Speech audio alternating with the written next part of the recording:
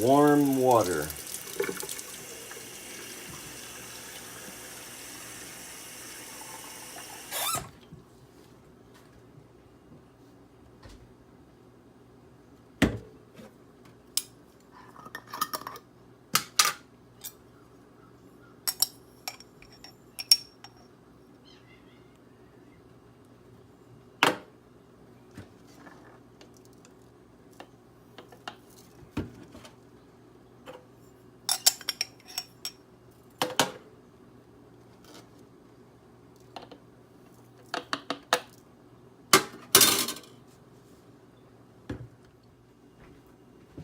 Mix it up real good.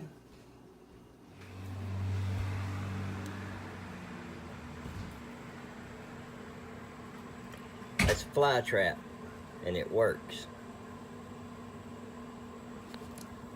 The yeast and water and everything, it puts off gases, and the flies and mosquitoes and stuff like that will go down in there, and then they are too stupid to figure out how to get back out.